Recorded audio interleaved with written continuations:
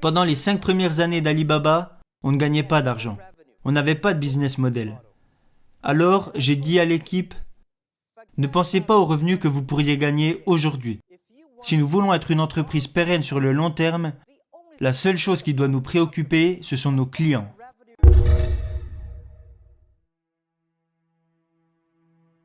Quand j'ai lancé mon entreprise en 1995, c'était très dur. J'avais une idée.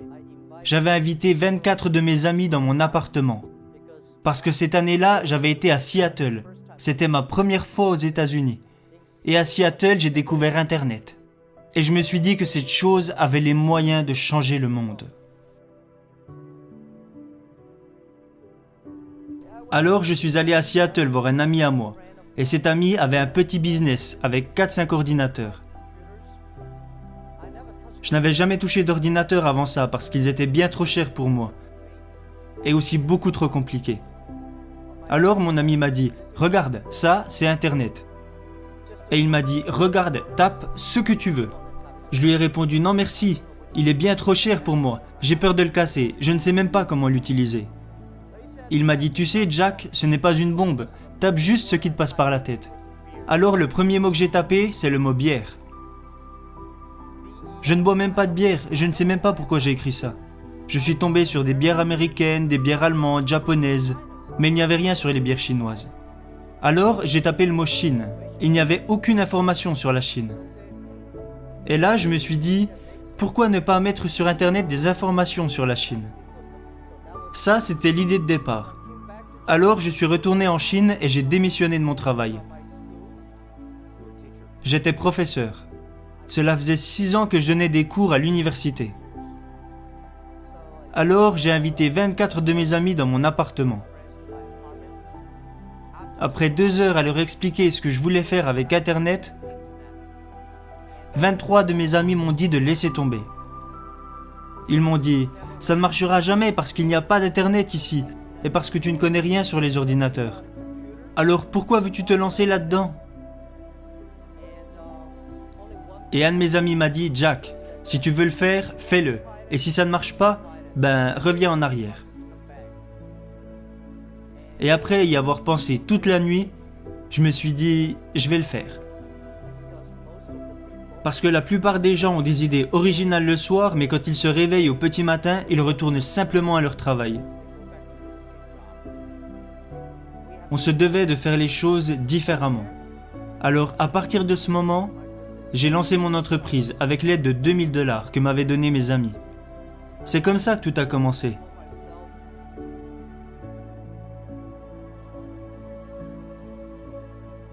Alibaba a vu le jour en 1999.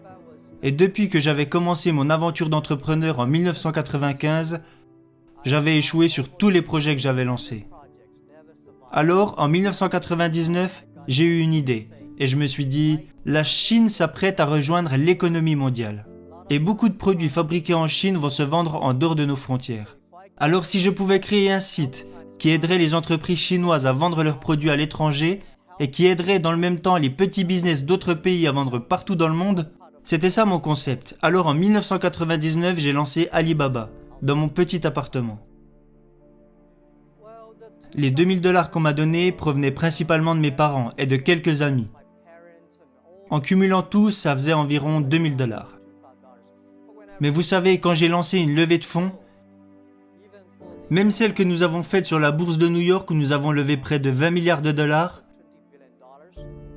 j'ai dit aux investisseurs, notre ordre de priorité est numéro 1, nos clients, numéro 2, nos employés et numéro 3, nos actionnaires. Et les gens me disaient que ça allait à l'encontre de la philosophie des investisseurs américains. Un des investisseurs m'a même dit, Jack, vous savez, si j'avais su que nous étions 3e dans l'ordre de vos priorités, je n'aurais pas acheté d'actions. Je lui ai répondu, eh bien monsieur, s'il vous plaît, vendez-les. Parce que je crois qu'il y a énormément d'argent dans ce monde. Il y a même trop d'argent dans ce monde. Et nous voulions seulement l'argent de personnes qui croyaient en notre vision et en notre mission. Parce que pour moi, si le client est heureux, les employés sont heureux et l'actionnaire sera lui aussi heureux. Mais si l'actionnaire est heureux d'abord, cela ne veut pas dire que le client et que l'employé seront heureux.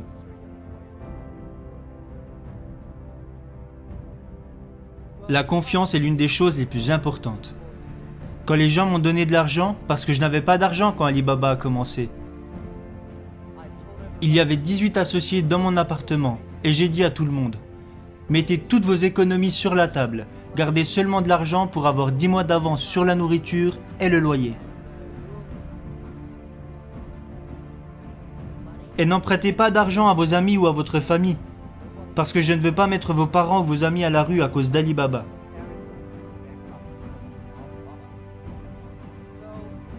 Alors à 18, nous avons rassemblé 50 000 $ et nous avons lancé Alibaba dans mon appartement. Aucun d'entre nous n'avait beaucoup d'argent à cette époque. Si quelqu'un vous dit « je vous donne 1 million de dollars » et une autre personne vous dit « je vous donne ma confiance », lequel choisissez-vous? Moi, je choisis la personne qui me fait confiance. Parce que c'est cette confiance qui a fait que nous sommes restés unis. Ces 18 associés m'ont fait confiance et parce qu'ils m'ont fait confiance, je me devais d'être loyal envers eux. Et loyal envers la mission que nous avions. Je pense que beaucoup d'entrepreneurs se trompent. Je déteste que les gens travaillent pour moi. Je veux que les gens travaillent pour la mission que nous avons en commun. Je ne veux pas que les gens travaillent pour moi. Parce que les gens comme moi, quand on regarde au loin, on se dit « ce gars est pas mal », mais quand on s'approche, on s'aperçoit qu'il est moche. Tout le monde est pareil. Les gens pensent peut-être que je suis un bon gars, mais quand on me connaît vraiment, on s'aperçoit que ce n'est pas toujours le cas. Je peux m'énerver, je peux être malheureux, mais quand les gens croient en vous, c'est la chose la plus précieuse.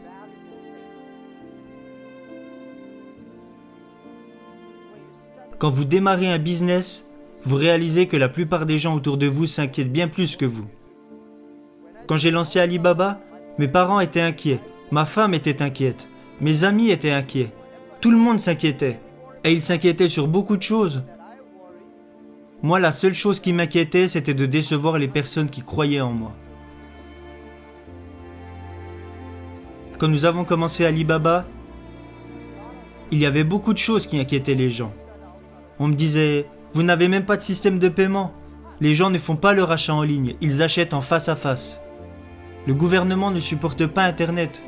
Personne ne supporte le e-commerce. Comment tu comptes t'y prendre ?»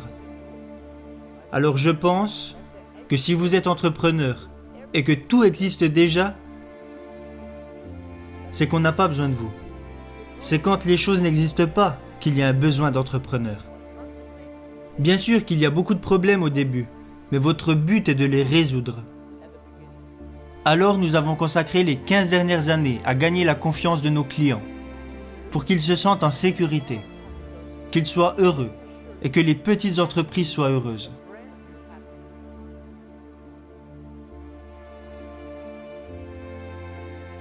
Concentrez-vous sur vos clients. Rendre ses clients heureux est important. La plupart des grandes entreprises parlent toujours de leurs concurrents. Je pense qu'il y a de nombreuses raisons qui impliquent que la plupart des entreprises américaines ne réussissent pas sur le marché chinois.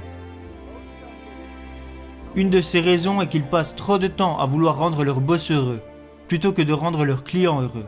Ils passent trop de temps à vouloir être les meilleurs, sans avoir de stratégie à long terme. Alors qu'en tant qu'entrepreneur, votre priorité absolue doit être vos clients. Pendant les 5 premières années d'Alibaba, on ne gagnait pas d'argent. On n'avait pas de business model. Alors, j'ai dit à l'équipe, ne pensez pas aux revenus que vous pourriez gagner aujourd'hui. Si nous voulons être une entreprise pérenne sur le long terme, la seule chose qui doit nous préoccuper, ce sont nos clients. Les revenus qui nous importaient le plus les premières années étaient les mails de remerciements que nous envoyaient nos clients. C'est ce qui comptait le plus. Parce que nos clients nous envoyaient des mails pour nous remercier et nous dire qu'on était géniaux. J'étais tellement heureux au début, quand j'allais au restaurant et que les gens payaient l'addition pour moi. Il y avait souvent des petits mots qui disaient « Jack, merci beaucoup. Je sais que vous ne gagnez pas d'argent, mais nous, on se fait beaucoup d'argent grâce à votre site. » J'adorais ça.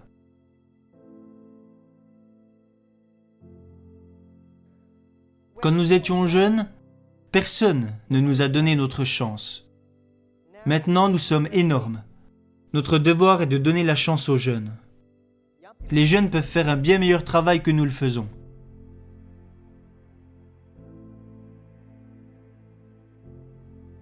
Et je pense que le monde peut être beau et prospère sans vous. Quand vous mourrez, les gens vous pleurent pendant 3 jours. Puis après ces 3 jours, ils vous oublient. J'ai été professeur pendant quelques années. Et ça a été une chance pour moi. Parce que je n'avais aucune connaissance sur la technologie. Je n'avais aucune connaissance sur les logiciels. À vrai dire, je ne sais même pas comment fonctionnent ces trucs. Je ne connaissais rien à la comptabilité, ni au marketing.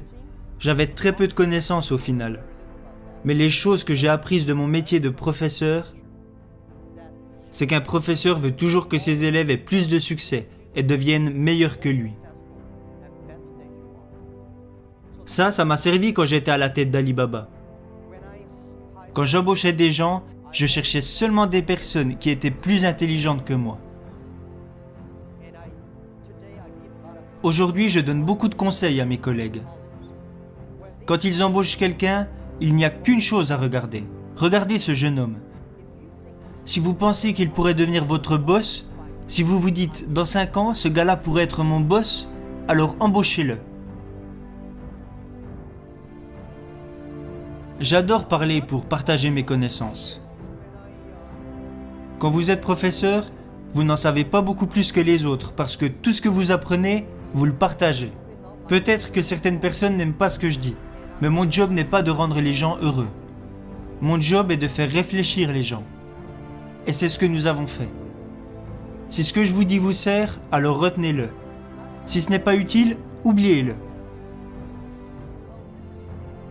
J'aime être avec des entrepreneurs. Parce que vous me rappelez les 18 dernières années difficiles que nous avons vécues. Et je crois véritablement en la chose que je vais vous dire maintenant. Si vous êtes entrepreneur, aujourd'hui est très dur. Demain sera encore plus dur.